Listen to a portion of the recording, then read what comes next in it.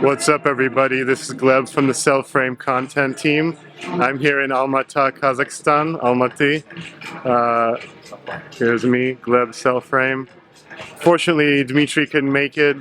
Just the sheer amount of time it would have taken out of working on Cellframe would have been too high of a cost to bear at this point right now, since traveling logistics are a little bit tough.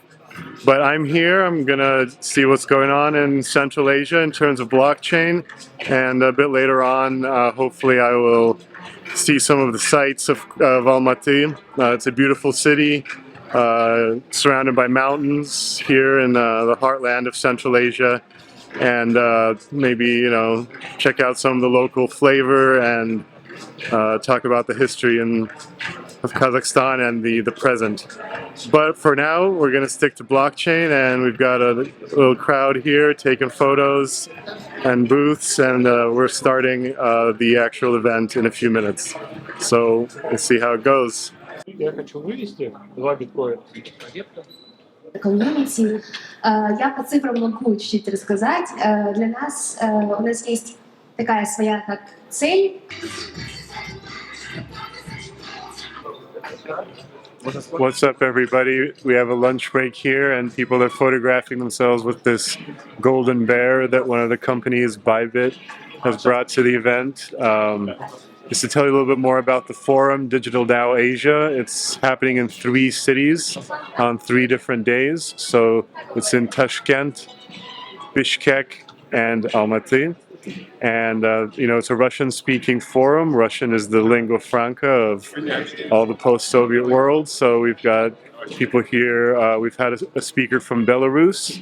We had a speaker from Russia. And the other speaker, the third one, is moving from Russia to Belarus right now. Central Asia is a very dynamic region. Kazakhstan is investing a lot in developing all kinds of digital businesses. It's a very blockchain-friendly country. Belarus also, I've heard today that they have some very pro crypto and blockchain policies. So I think that as a region, we have a lot of development going on here and a lot of excitement. The Golden Bear went on stage and started dancing to Uptown Funk. But I do want to give a little recap and review of the first before lunch portion of today's talks. I would say that the general theme is one of legalization of crypto, the kind of dealing with the traditional banking system. The first gentleman was the head of Web3 Tech, which is a major blockchain provider in Russia mostly. They provide some blockchain technologies both to the government, where they do voting systems, including, as well as to major companies like Rosneft, Sberbank, etc. So he was talking about kind of the B2B aspect of his business in general. And then the second gentleman was from a company called Whitebird, based in Belarus, which is also deals mostly with kind of doing crypto exchange, crypto fiat exchange in a legal way. And the third gentleman was running a kind of a DAO investment fund, Galaxy something. And so he also talked a lot about the sort of legal aspects of what's going on. But you can tell that sort of it shows you that there's a lot of action going on right now in the CIS, the Commonwealth of Independent States, which is sort of the post-Soviet sphere, where there's a lot of innovation and talk going on about how to kind of build the next generation of the financial system. So the exhibitions here include some of kind of the basic stuff you see at a lot of blockchain conferences. We've got miners and blockchain service providers, but here we have an interesting, fun thing where this gentleman has created a game that's kind of, or this team has created a game that's kind of like a monopoly for the crypto age. And so let's get a couple of words about that. Hi, so can you tell us a little bit about this game? Yeah, my name is Vasily. I am one of the creators of this project, of the To the Moon. board game. It's like the slang of all the crypto influencers and people when the price is skyrocketed. So it's like to the moon. It goes to the moon. So it's like the desire of all the crypto people in the world. So we created the game with the same naming, to the moon board game. So the goal of the game is to earn more money than others, because you are playing as one of the eight characters. It could be the regulator, barman, communicator, installer, scammer. You can be a scammer here, creator, cypherpunk, and housewife. You can be any of these characters. Nice. And each of the player, he have his own tablet. So here he can write his assets. So for example, the price of the BTC is 1,000 and he have 5,000. He can buy one more. So now it's 4,000 on the money and 6 BTC. So also there are many cards with text. So time by time, players, they should learn and understand what's going on in the game by learning the cards,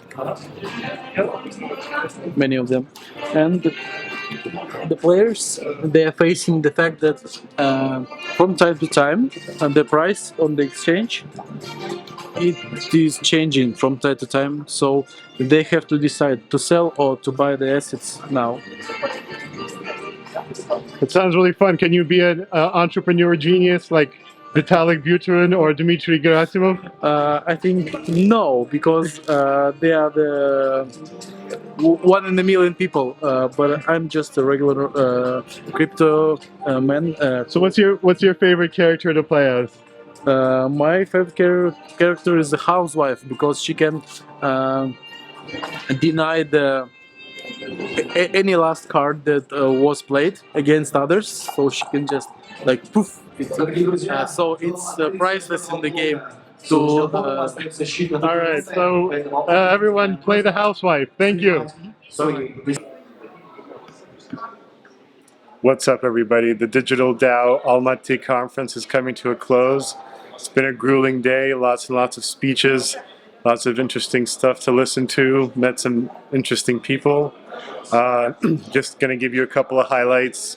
You know, we had one guy speaking who was, I think, the head of Atomize, which is an interesting company that's actually, I think, registered in the States, but they're working with Norilsk Nickel, one of the largest metals producers, and they're doing palladium-backed tokens. They're the first, you know, there's been a lot of gold tokenization. They're the first to tokenize palladium, and they have some other interesting projects just talking about the tokenization field in general, talking about tokenization of identification and as well as commodities.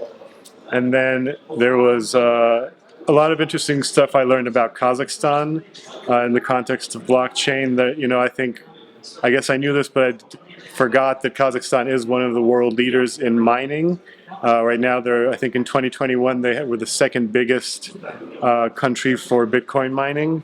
You know, due to kind of their cheap electricity mostly, but you know, enough IT specialists in the country.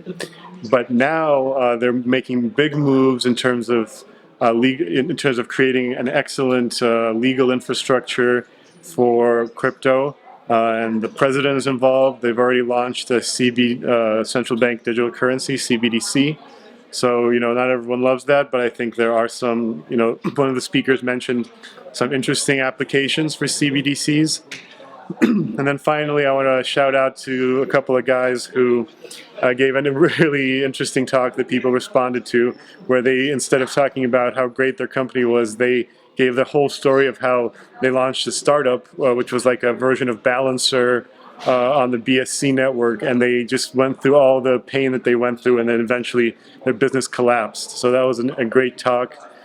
Shout out to those guys. And one of the things that they mentioned was that, you know, even though they had built a product, they didn't have a community, and they kept hiring, you know, external experts to try to get them a community, try to get marketing done.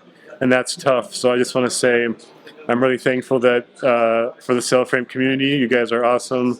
What's up, everybody? It's the day after the conference, and I'm walking around central Almaty. It's a very green city. Lots of construction going on. You know, since Kazakhstan got the oil wealth, there's been a building boom. But behind me is the oldest building in the city, the Cathedral of the Resurrection. A lot of the old buildings are gone because there was a huge earthquake here in the 1905. But so it's an earthquake zone. There's a bunch of mountains around. Tomorrow we're going to go into the mountains, and I'll tell you more a little bit about the history and the culture of this region. What's up? Here I am at a cool market where there's a lot of felt stuff being sold. That's one of the kind of national crafts of Kazakhstan. You know, there's very traditional stuff, but this has a modern twist on it. And here, some very cool modern looking felt hats and slippers. And here I want to show you an awesome monument where it shows a young Kazakh kid on his phone. It demonstrates the youth and yet traditionalism of this country. Hello, Cellframe, new community. All right.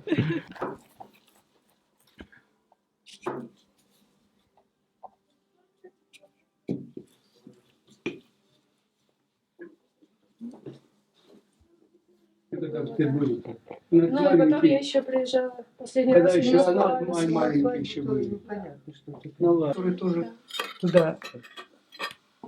туда складывается. Еще парочку. Да.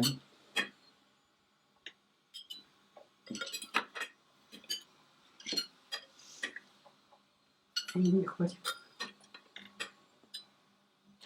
Ну вообще в Казахстане живем, так можно и руками. Ну, я говорю, вообще манты кушаются как хинкали.